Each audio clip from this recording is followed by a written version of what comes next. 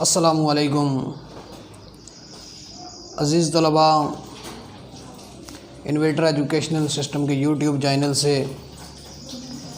اس سے پہلے ہم نے قرآن مجید برہان رشید کے فضائل پر سٹڈی کی۔ آج ہم قرآن مجید برہان رشید کی منتخب آیات جو ہماری اسکیم آف سٹڈی کے اندر شامل ہیں، ان میں سے پہلی آیت جس کے بارے میں آج ہم اس کے ترجمہ اور تشریح پر ڈسکس کریں گے۔ عزیز طلباء،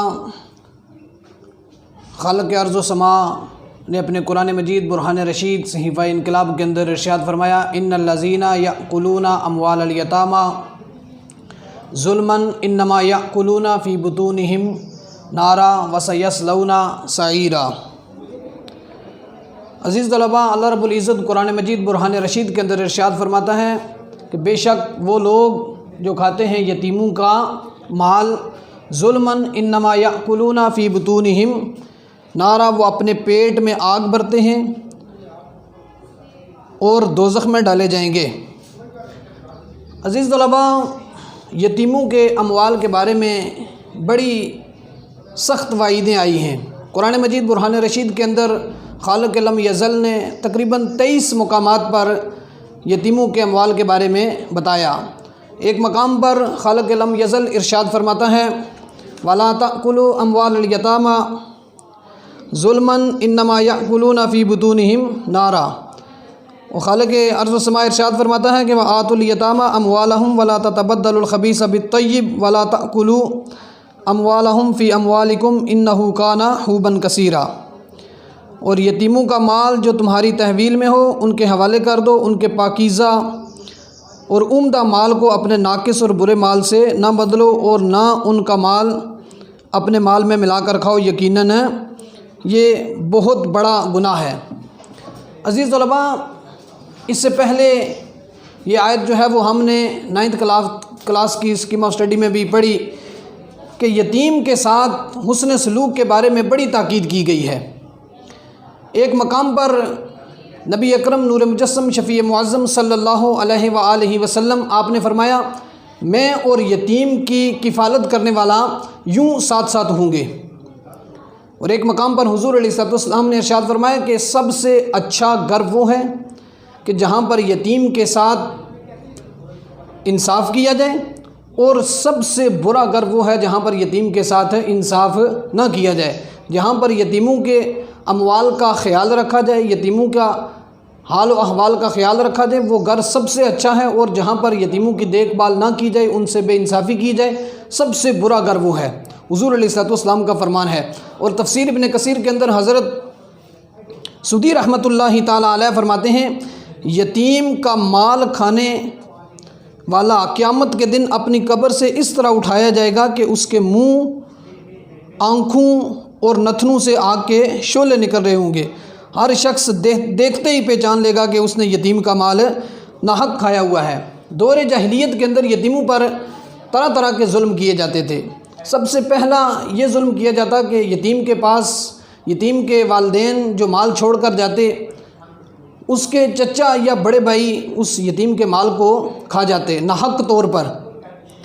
دوسرا ظلم یہ کیا جاتا کہ یتیموں کے مالوں کو محض ایک گنتی پوری کرنے کے لیے یتیم کو کچھ چیزیں دے دی جاتی۔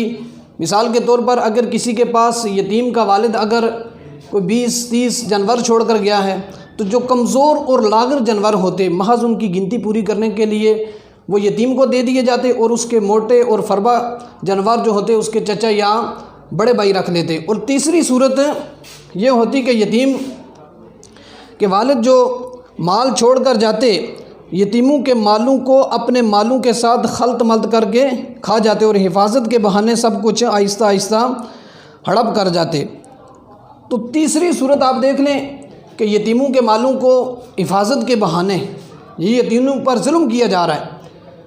اور آج کل بھی ہمارے دور کے اندر عزیز طلباء آپ دیکھیں کہ کئی جگہوں پر ایسا ہے کہ یتیموں کے ساتھ وہاں پر بھی آج انصاف نہیں کیا جا رہا، بلکہ ان کے بڑے بھائی یا ان کے چچا زاد جو ان کے حصے بنتے ہیں، یا ان کے والدین جو ان کے لیے مال چھوڑ کر گئے ہیں، ان کو وہ مال ان تک نہیں پہنچایا جاتا۔ تو حضور علیہ الصلوۃ والسلام اور کریم آقا صلی اللہ علیہ وآلہ وسلم اس کے بارے میں بڑی سخت وعیدیں آئی ہیں، اور قرآن مجید برہان رشید کے 23 سے زائد مقامات پر یتیموں کے اموال کے بارے میں اللہ رب العزت نے بڑی سخت تاکید فرمائی ہے۔ اور نبی اکرم نور مجسم شفیع معظم صلی اللہ علیہ وآلہ وسلم آپ نے فرمایا کہ 7 ایسے تباہ کرنے والے گناہ ہیں، حضور نے فرمایا کہ صحابہ ان گناہوں سے بچا جائے۔ تو صحابہ اکرام نے عرض کی یا رسول اللہ صلی اللہ علیہ وآلہ وسلم کہ وہ کون سے گناہ ہیں؟ تو کریم آقا صلی اللہ علیہ وآلہ وسلم نے فرمایا کہ سب سے پہلا گناہ اللہ کے ساتھ کسی کو شریک ٹھہرانا، یہ بھی بہت بڑا ظلم ہے۔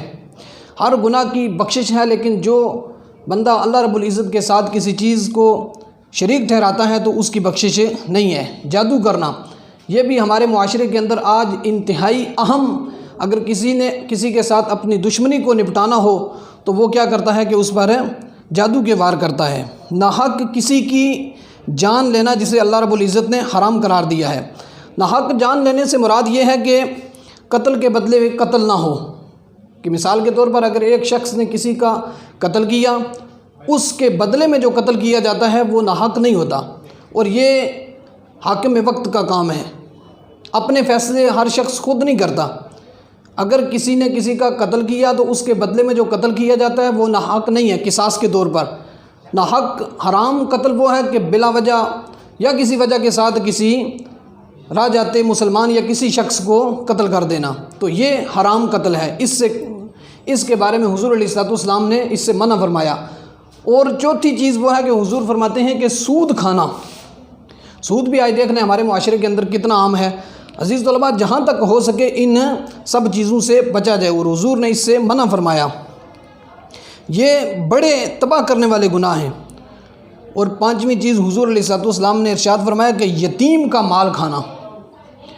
اب یتیم کا مال کھانا یہ بھی تباہ کرنے والا گناہ ہے، اور اس کے بارے میں حضور نے فرمایا کہ صحابہ جو شخص یہ کام کرتا ہے تو یہ چیزیں جو ہیں یہ تباہ کرنے والے گناہ ہیں۔ عزیز طلباء، ان باتوں پر عمل کیا جائے، اللہ کے ساتھ کسی کو شریک بھی نہ ٹھہرا جائے، اللہ رب العزت کی بندگی کی جائے، اس کے ساتھ کسی چیز کو شریک نہ ٹھہرایا جائے، سود نہ کھایا جائے، یتیم کا مال نہ کھایا جائے۔ اور چھٹی چیز حضور علیہ الصلوۃ والسلام ارشاد فرماتے ہیں کہ جہاد میں لڑائی سے بھاگ جانا، یہ بھی بڑے عیب کی بات ہے۔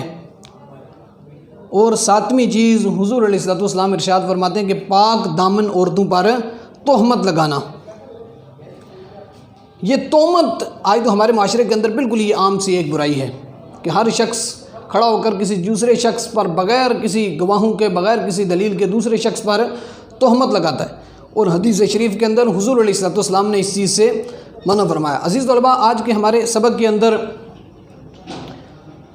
منتخب آیات میں سے جو ہماری اسکیم آف اسٹڈی کے اندر ہیں، ان میں سے پہلی آیت ان الذین یأکلون اموال الیتامی ظلما انما یأکلون فی بطونہم نارا وسیصلون سعیرا، بے شک وہ لوگ جو یتیموں کا مال ناحق طور پر کھاتے ہیں وہ انما یأکلون فی بطونہم نارا، وہ اپنے پیٹوں میں جہنم کی آگ کو برتے ہیں، وسیصلون سعیرا، خالق لم یزل ارشاد فرماتا ہے کہ ان قریب انہیں جہنم کی آگ کے اندر ڈالا جائے گا۔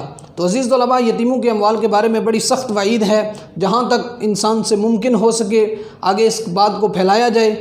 عزیز طلباء، جب آپ بھی اس سٹیج پر پہنچیں، آپ کے ساتھ ہمارے اپنے گھروں میں، آپ کے محلوں کے اندر جب ایسا کوئی معاملہ پیش آئے جہاں پر یتیم کے ساتھ ناانصافی کی جا رہی ہو، تو وہاں پر انسان کو اس نیک کام کی تاکید کرنے میں، یہ پیغام پہنچانے میں پیچھے نہیں رہنا چاہیے۔ وہاں پر جا کر لوگوں کو اس چیز کے بارے میں آگاہی دینی چاہیے کہ اللہ رب العزت نے یتیموں کے اموال کو ناحق طور پر کھانے اور یتیموں کے ساتھ زیادتی کرنے میں اللہ رب العزت نے قرآن مجید برہان رشید اور کریم آقا صلی اللہ علیہ وآلہ وسلم نے اس بات سے منع فرمایا۔ تو آج کے ہمارے سبق کے اندر منتخب قرآن آیات میں سے پہلی آیت کا ہم نے ترجمہ اور تشریح پڑھا یتیموں کے نگہداشت کے بارے میں۔